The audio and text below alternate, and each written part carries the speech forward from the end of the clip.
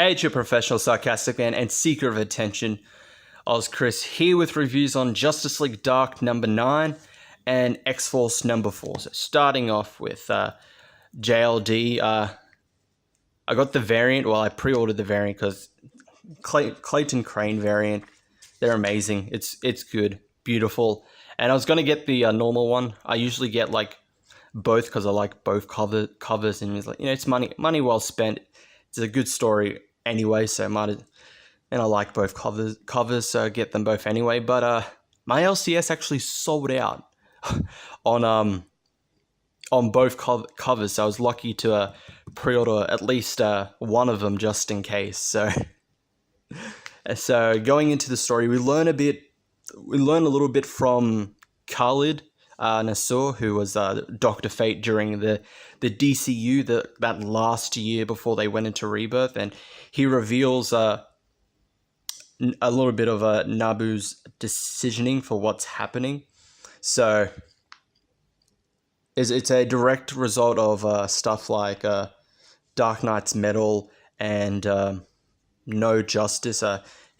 Nabu decides they have a opportunity to use the Tree of Wonder as to instill greater binding order, but Kent Nelson disagrees. But Nabu doesn't care.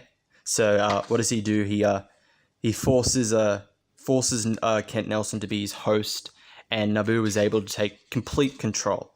So back on Mira, speaking of Nabu and the rest of the Lords of Order have arrived on Mira to enact their plan, using the other kind as a fire to extinguish everything, so they can restart and instill their greater binding order onto the world. So, but Detective Chimp, Swamp Thing, Etrigan are not going to sit by and let this happen. So Etrigan attacks, but he's no match for any of the Lords of Order, and they force him and Jason Blood to split. Etrigan is forced to go back into hell, and Jason Blood is quickly aging as Nabu tells him, feel your age, Jason, it'll be catching up to you quickly.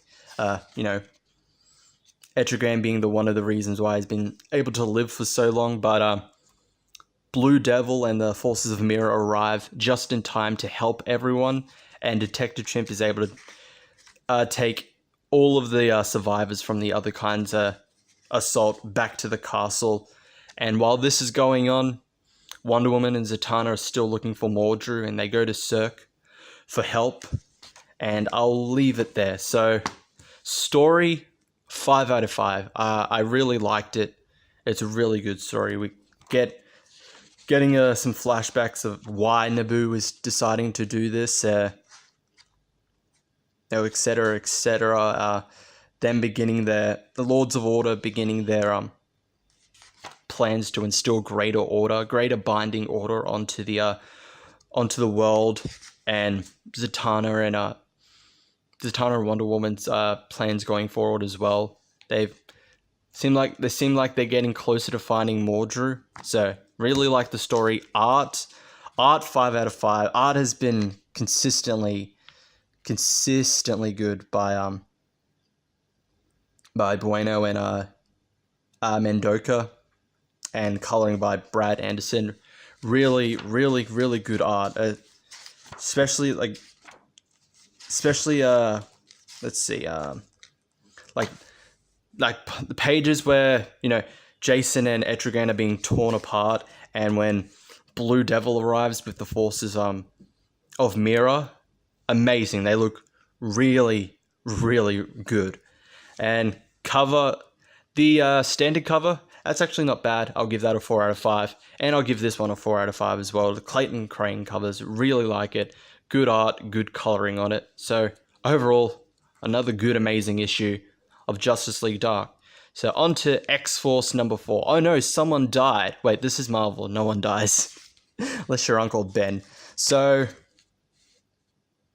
everything has gone haywire. There's now pretty much three forces in play. You have X-Force, you have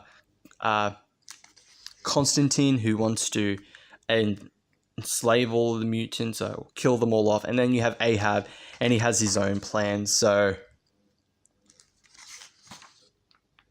we learn a bit more about Cable's reasoning for doing all of this. He's actually looking for Rachel, who was turned into a hound again by Ahab himself during extermination. So that's his whole reasoning for going after Ahab. All of this is to find Rachel. Rachel is important to him, as he says. I owe her more than I can tell you right now. She was my guiding light. I'm who I am because of her. I couldn't let Ahab do that to her again. So, little by little, Cable's trying to form some bonds with the rest of X-Force. It's not going to be easy considering he killed his older self, the person that's most important to them. So, it's starting to work little by little, but they're interrupted by the fights between Constantine and Ahab, but Kid Cable needs Ahab alive, so they interfere with the fight and they are able to stop the two. Cable isn't able to succeed in finding Rachel yet, but they are able to save all the mutant refugees from Transia.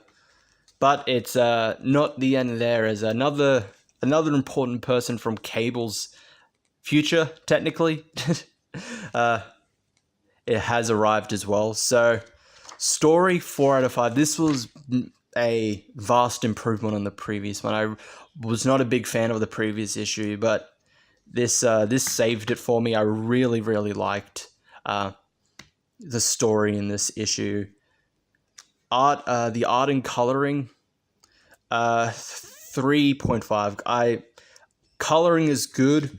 A lot of the action scenes are really, really good. So Constantine and his forces attacking X-Force and the refugees, and then him getting into a fight with Ahab are some really good action scenes. You can tell the artist works best with action scenes, but it still has the weird proportions with faces and all that, etc. So hence the 3.5. It's slightly above average, but the action is really good. Cover